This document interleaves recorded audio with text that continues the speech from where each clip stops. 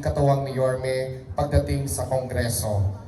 Two-termer councilor ng Distrito 3, laging top-notcher councilor sa buong Maynila. Napakaganda, napakasipag, damang-dama ang puso sa paglilingkod. Makikita sa bawat sulok ng barangay. Ang buong pusong maglilingkod, Congresswoman Apple Nieto!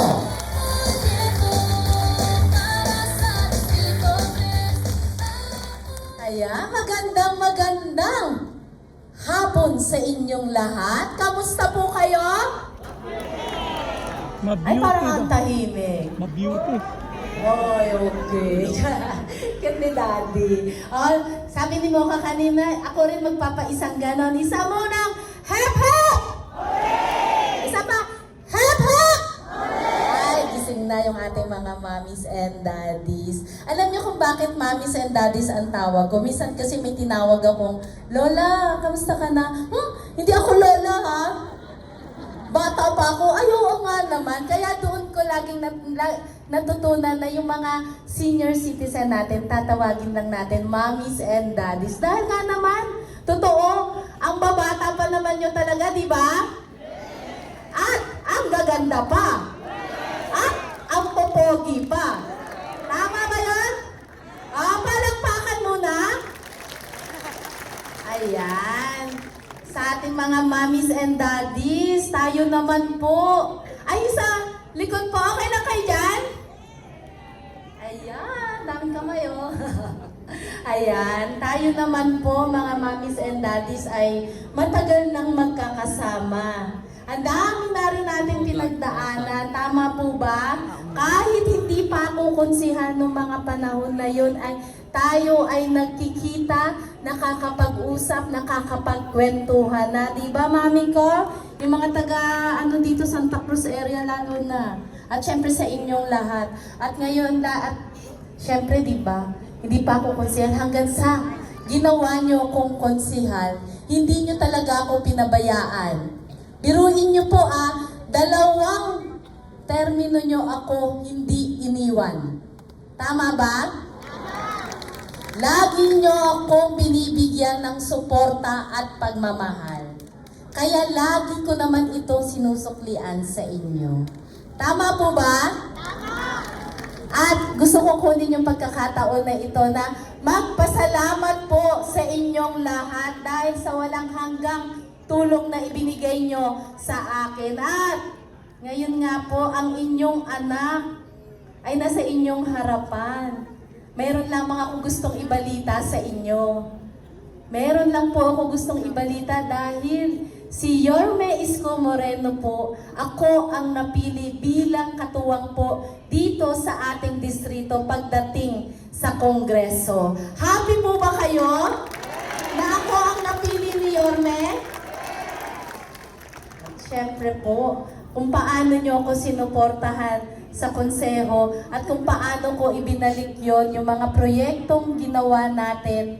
Alam nyo naman po ang kwento ng proyekto ko pagdating sa ating distrito. Nagsimula ako sa apples champurado hanggang, yes, di ba mami, natikman mo na yon, di ba?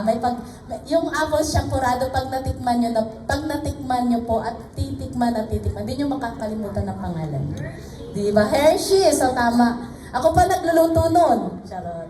Joke lang po. Pero nagsimula ang aking proyekto from apples champurado hanggang sa ibang proyekto yung ating ibinaba mula sa mga bulilit, hanggang sa ating mga teenager, hanggang sa ating mga senior citizen na kung saan nga po yung ating basic maintenance na gamot na pinamimigay sa ating distrito, ito yung isa sa pinaka-paborito ko para kasi sa inyo po yun mga mommies and daddies.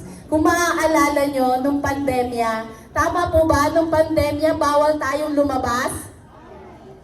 Diba minsan hirap pa tayo makabili ng basic maintenance na gamot natin? Kaya kinausap ko yung aking mga staff noon, ano ba yung parang pwede natin maitulong sa mga senior citizen natin? At may nagsuggest nga po, bakit hindi tayo mamigay ng basic maintenance na gamot. Yung Losartan, Amlodipine, Simvastatin, Metformin, Vitamin B complex. Bakit hindi natin yun ang ibigay? At since bawal silang lumabas, tayo na ang magdadala sa kanilang tahanan. At yun po ay ginawa natin hanggang ngayon ay ginagawa pa rin po natin. At ito po, ang ating plano dito ay hindi na kayo bibili ng inyong monthly maintenance na gamot dahil ang anak nyo na po ang magbibigay niyan, si Apple Nieto. Para sa inyo, para yung ilalambing nyo na lang sa mga anak nyo, ipang-date nyo na lang. Di ba? Or ipang sa shopping na lang, ipang pa-parlor na lang. Tama ba ako? Dahil si Apple Nieto na po ang magbibigay sa inyo ng basic maintenance na gamot para sa inyong lahat. Monthly po iyan. At yun po, kapag naman po ako ay nabigyan nyo ng pagkakataon, hindi ko po iyon sasayangin. Dahil sabi ko nga, yung ibinigay niyo sa akin 2 taon, hindi ko sinayang, hindi po ako nagbago. Lagi lamang po ako nandito para sa inyo. What more pa kapag ibinigay niyo sa akin ito, mas iingatan at aalagaan ko kayo. Basta po, ibigay niyo yung puso niyo sa akin. Okay lamang ba? Ibibigay niyo po ba yung puso niyo sa akin? Dahil ibibigay ko din po ang aking puso para sa inyong lahat. At yun, balita ko pala kanina, kumanta kayo dito. Para may video okay dito. Tama ba ako? Sino mga nakakanta dito kanina? Ayun, kumanta. Naku, baka matalo kita ngayon, Ma'am Charot. May ano ba? Sino maganda boses? Maganda rin ba boses ni Mami? Ay, syempre. Kasi ganda ko siguro na Mami, no? Pero sasampulan ko lang kayo. Hindi ko man makikita nyo kay Mami. Iingayan ko na lang. Ayan. O, ready na ba kayo? Na kayo'y alayan ko ng kanta. Iniisip ko kung ano yung kakantahin ko sa inyo. Since naman video okay challenge yung kanina, pangsigawan na lang yung iaalay ko sa inyo. Okay lamang ba? Para konting magising-gising tayo konti. Talagang bumuelo pa ako, di ba? Ayoko sana na ikaw ay mawawala. Mawawasak lamang ang aking mundo.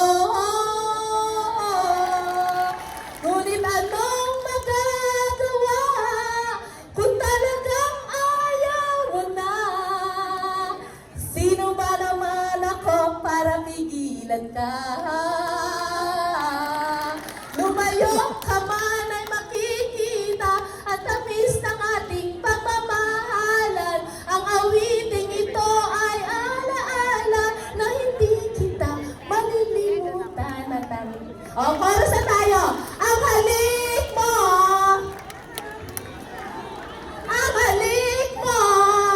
Namimiss ko! Bakit iniwan mo ako? Pero mga kadistrito, hindi nyo naman ako iiwan, ha? Promise? Sasamahan niyo po ako sa aking bagong laban? Samahan niyo po ako na matupad ko ang aking mga pangarap para sa inyong lahat. Siyempre, kasama ang ating Yorme Isko Moreno Dumagoso, kasama ng kanyang katuwang Vice Mayor Chi Atienza, at siyempre, nakilala niyo naman yung mga nais din na paglingkuran tayong lahat. Sabi nga ni Mami kanina, susubukan. Susubukan mo talaga, Mami. Susubukan niyo po ba talagang lahat? Na mapaglingkuran kayo ng ating susunod na konsehal, ang Mr. Excitement, Konsehal Bong Alvarez.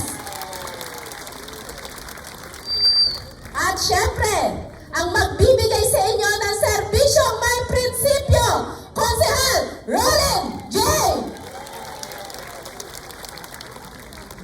At syempre, ang excited na